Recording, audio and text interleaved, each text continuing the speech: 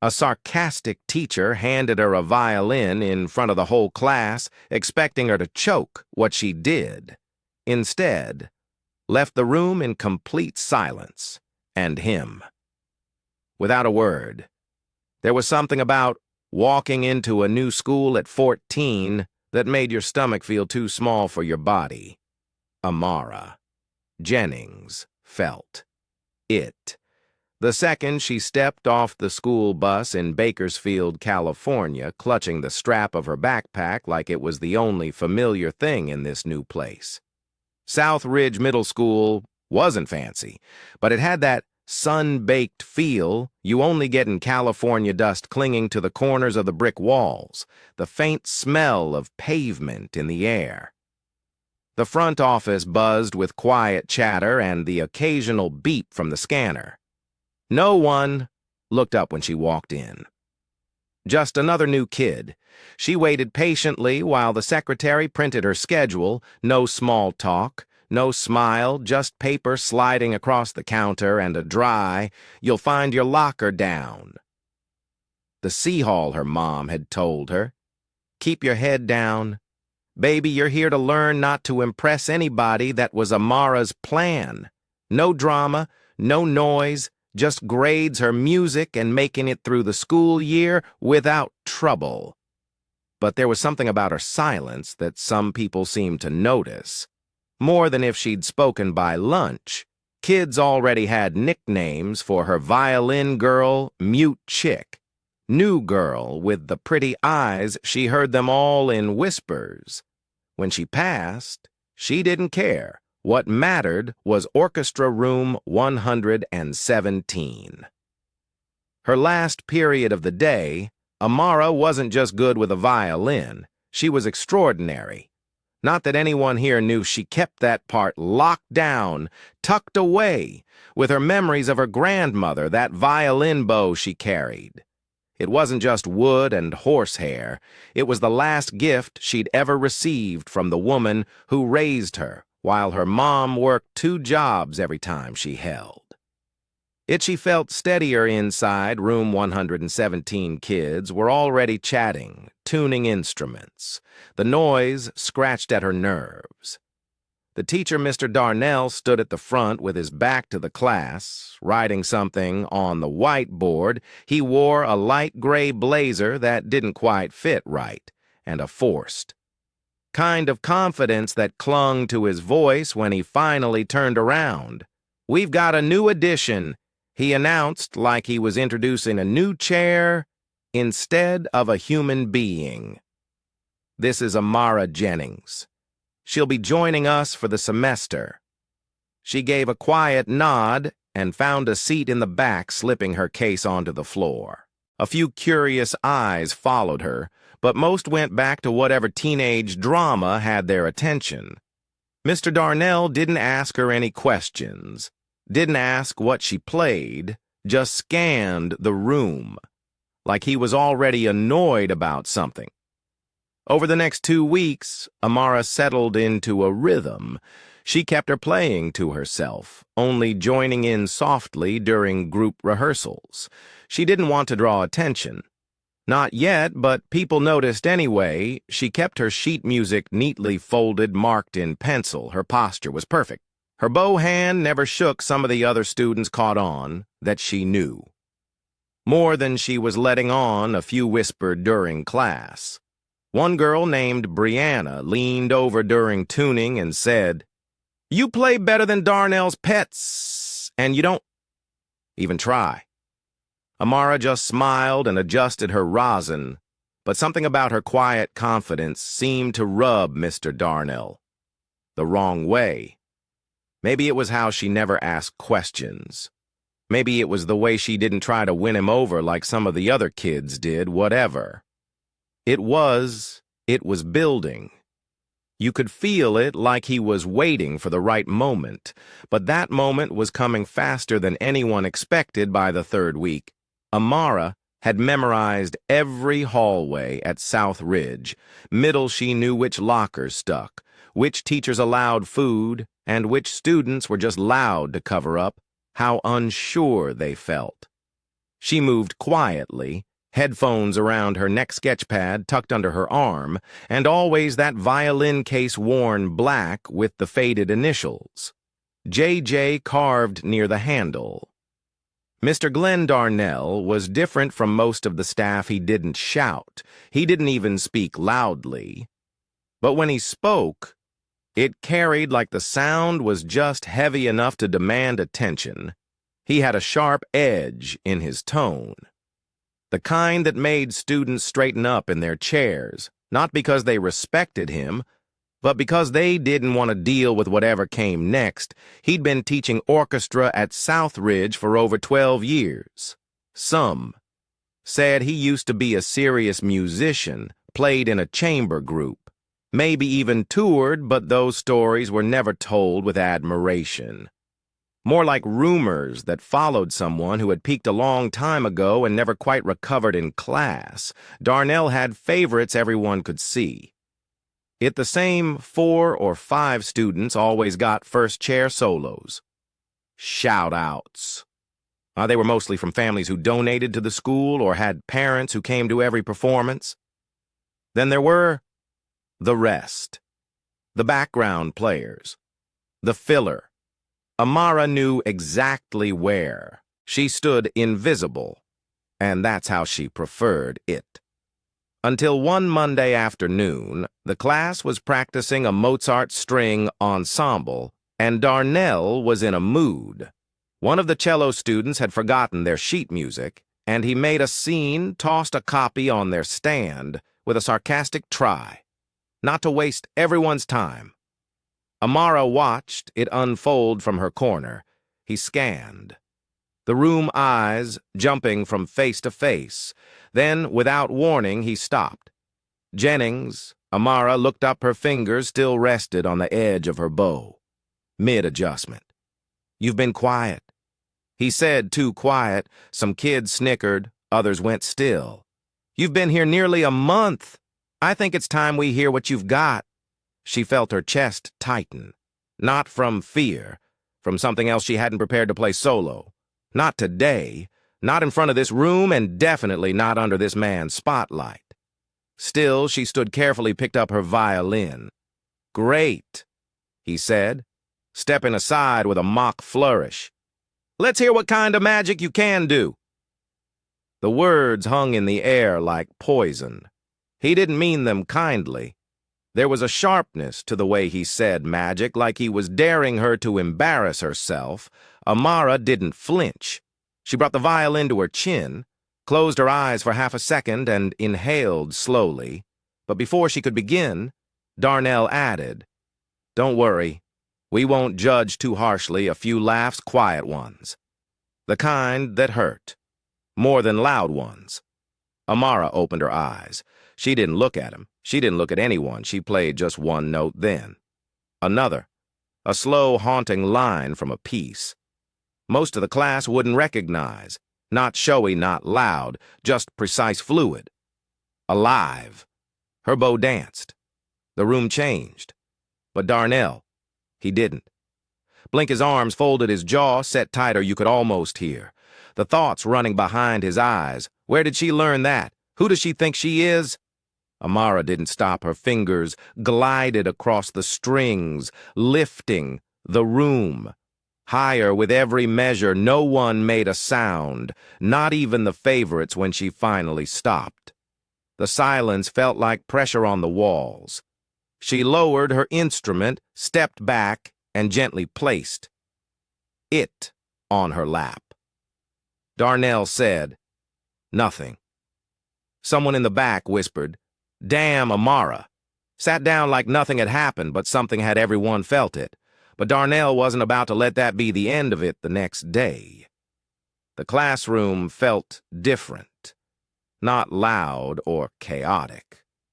Just loaded, like everyone had read a chapter in a book they weren't supposed to, and now they were waiting to see how it ended. Amara came in like always, headphones around her neck, violin case in hand. She took her seat in the back, without making eye contact, but she could feel. its students stealing glances, whispering behind folders.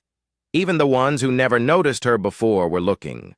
Twice, Darnell was already at.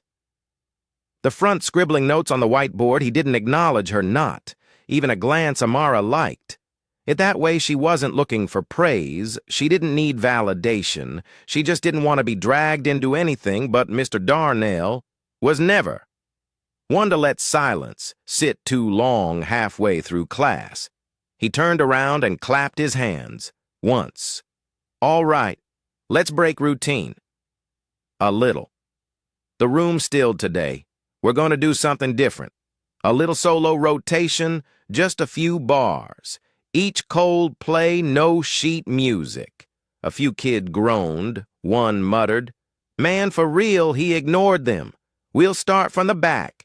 His eyes found Amara Jennings. Why don't you kick us off? It wasn't a question. She hesitated for a beat, not because she was scared, but because she knew what this was. It wasn't about hearing music. It was about control, about putting her on the spot again in front of everyone. She opened her case slowly. Her hands moved with care. The kind of muscle memory that came from thousands of hours practicing in a cramped apartment living room with the fan always on. She stood, but before she could lift her violin, Darnell chuckled. Just loud enough. Let's hope we didn't just catch lightning in a bottle yesterday. The class laughed nervously this time. Some looked away, others stared at Amara, waiting to see how she'd take. She didn't flinch. She didn't say a word. She played this time. It was more than just a response. It was a declaration. The first few notes cut through. The air, like they didn't need permission to exist, she chose a passage from Sound Cells. Nothing easy, nothing polite. It was bold, fast complicated. The class went still. Darnell stepped back. She played for 20 seconds, maybe 30. And when she stopped, it was like the walls had been holding their breath. Silence again. Darnell smiled tight, strained, impressive. He said for someone who doesn't exactly look like the conservatory type that was it. The air cracked. No one laughed this time. Even the students who usually found him funny looked stunned. One boy in the front looked from Darnell to Amara, like he couldn't believe what he'd just heard. Amara froze. She stared at him, eyes sharp but calm. She didn't cry, she didn't storm out. She just stared. Darnell moved on. Like nothing happened, all right. Let's keep it going. Jonah, your turn. Jonah didn't move. His hands were shaking slightly. Brianna whispered from 2 seats over, that was messed up. Amara sat back down slowly, setting her violin on her lap, fingers still curled tight around the bow. Her heartbeat wasn't fast. It was loud, steady, like it was keeping count that afternoon. She didn't go to her next class. She went straight to the counselor's office not to report him. She didn't say a word about what happened. She just asked if there were any music clubs outside of school she could join. The counselor, a woman named Miss Diana Bright, tilted her head. You're the girl who played yesterday, right? Amara hesitated, then nodded. You shook up the whole music wing. I had 2 teachers asking who you were. Amara looked down. I just want a space where I can play without it turning into something else, miss. Bright gave her a long look, then reached into a drawer and pulled out a flyer. There's a youth program downtown Saturday mornings. They don't care where you come from, just how you play. Amara took the flyer and left, without saying much, but word travels fast in a small school, and this time, it was traveling straight through the front doors by Thursday. The whispers had grown legs they walked through. The cafeteria, down the hallways, and into classrooms that had nothing to do with music. Teachers didn't mention it, But you could tell they'd heard the way they looked at Amara was different now, less indifferent, more curious, like they were trying to match what they'd heard to the girl they passed. Without a glance last week, Mr. Darnell, though, acted like nothing had changed.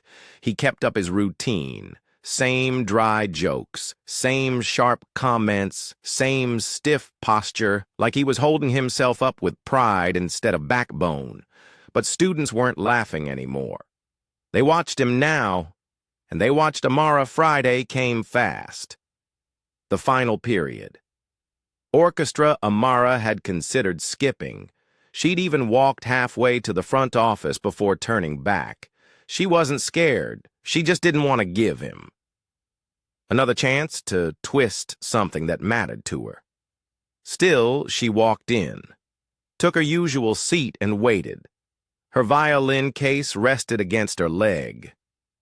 The room felt thick with expectation. Even the students who normally fooled around were sitting straighter waiting. Mr. Darnell cleared his throat before we begin rehearsal. I want to give one of our students a chance to show what she's really capable of. He didn't say her name, but he didn't have to. Amara looked up slowly. He nodded at her like it was some kind of honor. Jennings, would you be willing to perform something of your choice? Every eye turned to her. The room held its breath. She stood, picked up her violin, took a few steps toward the front. No pressure. Darnell said, smiling, "We're all just curious what kind of training you've had." Amara knew what this was. One final try to box her in. Either she cracked under the attention, or she soared and made him look small in the process. She chose not to think about him at all. She closed her eyes and thought of her grandmother's apartment on Union Avenue. The radio humming, her tiny hands pressing the strings until her fingertips were raw. She thought of every weekend spent learning scales instead of sleeping in every competition where she played for judges, who never expected much until they heard the first note. Et elle a joué pas quelque chose de soft, pas quelque chose de safe. Elle a choisi Shostakovich, violon, concerto, de rien en pièce, qui n'est pas forgiving you either. Mastered it, or you didn't touch it. Sa bouche a bougé comme si elle savait où aller avant que je le fasse. Fingers flying tempo, rising. The room vanishing. One note at a time. She didn't look at Darnell. Didn't glance at her classmates. She'd just played, and something in the room shifted. Not in a dramatic way. No gasps, no clapping. Just stillness, like time had paused to listen. Even. The air felt different when she finished. She didn't look up immediately. She lowered. The violin let out a breath and stood quiet. The room was silent. Not because they didn't know what to say, but because they were trying to process what they had just seen. Mr. Darnell opened his mouth like he was going to say something, but nothing came out. Amara turned and walked back to her seat. No applause, no comments, just the kind of silence that said everything after class. A boy from the cello section caught up with her in the hallway. "Yo, I've never heard anything like that," he said. Voice low, like it was too sacred to speak. Loud. Amara gave a small nod. "Thanks, Brianna." Caught up too. Darnell's face. Looked like he swallowed a lemon. They both laughed, not loud, not mocking. "Just real, are you going to do the spring concert?" Brianna asked. "I don't know yet. You should." "He can't." Hide behind sarcasm forever. But Mr. Darnell wasn't planning to hide. He was planning to defend himself in his own twisted way the next week. Started with silence. Not the good kind. Like. After a brilliant performance, this one was heavier. Strange, like the whole school was holding its breath again, waiting for something no one could name. Amara kept her usual rhythm, head down, backpack tight on one shoulder, violin case never far. But her steps felt heavier. It wasn't fear. It wasn't pride either. It was that in-between place where something big has happened, but the world around you hasn't caught up yet. By second period on Monday, she was called to the front office. She didn't ask why, she just went inside. Principal Marcia Linley waited, hands folded on her desk. She was a middle-aged woman with a kind smile and tired eyes. There was another man in the room, Assistant Superintendent Joseph Langley, sharp suit, thin smile. He didn't look at. Amara just skimmed through a folder. Amara Principal Linley said, "We've had several calls from parents and faculty over the weekend, some very complimentary, some concerned." Amara stayed quiet. "Mr. Darnell submitted a report stating you disrupted class activities last Friday, that your behavior was intentionally performative and disrespectful to the rehearsal structure there." It was? Amara blinked. That was all. Langley finally looked up. "He says you undermine his authority." Principal Linley shifted in her seat, but 3 other students submitted written accounts praising your performance. 2 of our staff members, who weren't even in the room, said they'd heard about it within hours. Amara exhaled slowly. "I didn't mean to disrespect anyone, I believe you," Linley said. "But I have to ask, did he make any inappropriate comments?" Amara didn't answer right away. She could have said. It repeated. The words quoted him exactly, "Let the system deal with him." But something in her hesitated. Not because she doubted herself, but because she knew what that would turn into another adult's word against hers. Meetings, rumors, maybe even punishment dressed as protocol. "I just want to play," she said softly. That's all she ever wanted. Linley nodded slowly. "You'll still be allowed to participate in class and upcoming performances if you feel uncomfortable at any point. I want you to come here immediately." Langley didn't say a word. He closed. The folder stood up and left. Without a glance back in class, things had shifted. Mr. Darnell didn't call on her, didn't mention her name. He barely looked her way. The tension was gone, but in its place was a cold absence. He acted like she didn't exist, but the students, they saw everything. More kids began asking her questions. "Where'd you learn to play like that? Can you teach me you doing music?" After school, even some of Darnell's favorite students had started to drift. They still followed the lesson, but their eyes weren't on him anymore that Thursday. Something strange happened. Amara was at her locker when Miss Deanna Bright, the counselor, walked up. "You free after school?" Amara nodded. "There's someone I want you to meet later that afternoon in a quiet corner of the music wing." Miss Bright introduced Amara to Miss Thelma Rowe, director of the Bakersfield Youth Ensemble. The woman looked like someone who'd spent her life in concert halls. Elegant, but not stiff. Her voice was warm, but her eyes were sharp. "I heard about you," she said. "The way people talk, you'd think you walked on stage with fire in your hands." Amara smiled faintly. Rowe leaned in. "We've got an opening for our spring showcase. You'd be the youngest soloist we've featured in 5 years. I want you in." Amara hesitated. "What if my school finds out?" "They probably will, but they won't be able to do a thing about it." That night, Amara practiced like she hadn't in months. Her grandmother's bow felt steady in her grip, like it knew the path forward. Even before she did, but South Ridge wasn't done with her yet, and neither was Mr. Darnell. Not completely by the second week of March. South Ridge felt split. Not loud about it, just divided. There were the students who started watching Amara with something close to admiration. Then there were a few who whispered just loud enough to be heard, "Teacher's pet, she thinks she's better than everyone. She made him look bad on purpose." And then there were the teachers. Some smiled. More when they passed her in the hallway, others looked away. On Monday morning, Principal Lindley made an announcement over the intercom, calm, neutral tone. We'll be hosting a student forum this Friday in the library after school to discuss equity and respectful environments in our classrooms. Participation is voluntary, no names mentioned, no finger pointing, but everyone knew what or who it was about. Mr. Darnell didn't show up to class that day. A substitute came in, confused and unprepared. He said Darnell had taken a few days of personal leave. The students exchanged looks but didn't ask questions. Amara didn't react. She kept her head down and tuned her violin. The forum came fast. Amara wasn't going to attend.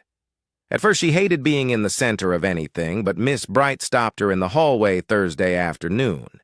"You should come. You don't have to say anything if you don't want to, but you deserve to hear what people are saying." So she went. The library was packed. Students, teachers, even a few parents, a small panel, sat at the front. Principal, Lindley, Miss Bright, and 2 student leaders. The mic passed around a boy named Mateo. Spoke first. Some teachers think silence is respect, but sometimes we're silent because we don't feel safe saying anything. Then Brianna stood up.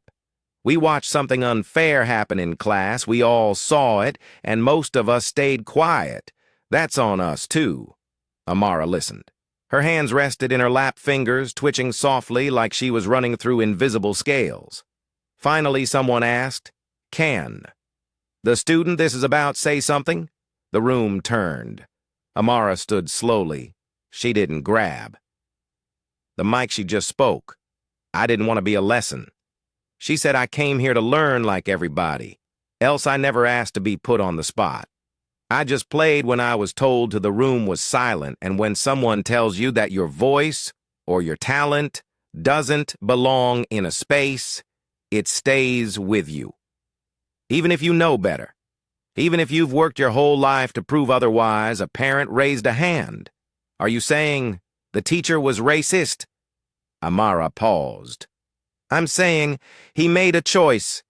Et il l'a fait en face de tous. Vous décidez ce que vous avez vu." Miss Bright a regardé comme si elle voyait quelque chose de plus grand que juste un étudiant. After the forum, students approached her quietly, respectfully. Some shared stories, other classes, other moments, things they'd never had. The nerve to talk about the next morning. Amara found a note slipped inside her locker, typed no name, just a single line. "You reminded us what it sounds like when truth is played without fear." That night, Miss Rowe confirmed Amara's slot in the showcase, downtown, April 22nd. Meanwhile, South Ridge launched an internal review. They didn't call it an investigation, but that's what it was. Teachers were asked to reflect on classroom practices. Mr. Darnell returned a week later, quieter, colder, and visibly uncomfortable. He avoided her completely. Amara didn't mind. She wasn't playing for him. She played for the kid in the 3rd row, who started bringing his violin home again for the teacher, who finally saw what she'd missed for the girl who used to hide her sheet music because she thought no one cared. But her real stage was still coming, and it would speak louder than any classroom ever could. Downtown Bakersfield, Civic Center wasn't exactly grand, but under the soft stage lights and low hum of chatter, it felt bigger. Then life families filed in wearing weekend clothes, some holding flowers, others just excitement. The youth ensemble's spring showcase drew a decent crowd every year, but this time, something was different. The program had been shared around online, and one name had started to catch attention: Amara Jennings, soloist, age 14. She waited backstage, heels bouncing softly on the floor. Her violin case rested open beside her. Inside her grandmother's bow gleamed clean, polished, steady miss. Rose stepped in quietly. "You ready?" Amara looked up. "I think so." You don't have to prove anything, not to them, not to me, just to yourself. Amara nodded once when her name was announced. There wasn't cheering, just the kind of hush that falls. When everyone wants to listen closely, she walked out, calm and sure, her posture perfect, her fingers relaxed. The mic caught the soft scrape of her bow settling onto strings, and then she played no dramatic intro, no gimmick, just pure sound. She played with control, but not stiffness, with emotion, but not mess. Every note told a story. No one had read yet, and somehow, without saying a single word, she brought an entire auditorium to silence. Not just admiration, reflection when she finished. The applause didn't start instantly. There was a half-second of breathless pause. Then hands came together, louder, stronger building. Some stood, some wiped tears in the third row miss. Bright stood, too. So did Brianna backstage. Amara. Sat down on the folding chair, hands shaking not from nerves but from release. It was done. A local arts blogger wrote about the performance the next morning, called her a prodigy with poise. The story was picked up by a local paper, then a regional newsletter. Nothing massive, but enough to be seen enough to echo at school. Mr. Darnell kept to his corner. Word was he'd been asked to step down from a leadership role. No public reprimand, no apology, just quiet consequences. He still ran his classes, but the sharpness was gone. So was the swagger. Some students noticed, others didn't care. Amara noticed, and she chose not to speak on it. 2 weeks later, she was invited to perform at a small youth panel on representation in the arts. At the end, a girl probably 12 walked up clinging to her mom's hand. "You look like me," the girl said. "I thought only famous people could play like that." Amara knelt. "A little. You don't need fame.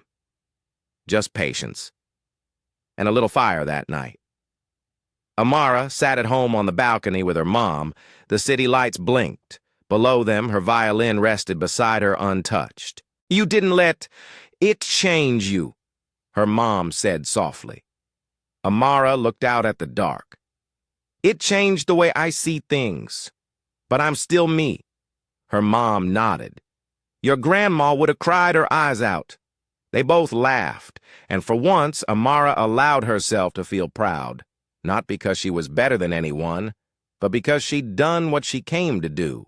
She made her music speak louder than their doubt, louder than a teacher who tried to cut her down, louder than every sideways glance she'd ever gotten. She didn't fight back with words. She fought with her gift, and it was enough if someone tries to put you in a box. Remember, you're not made of cardboard. You're made of everything. They never bothered to understand. Let your voice be the thing. They hear long.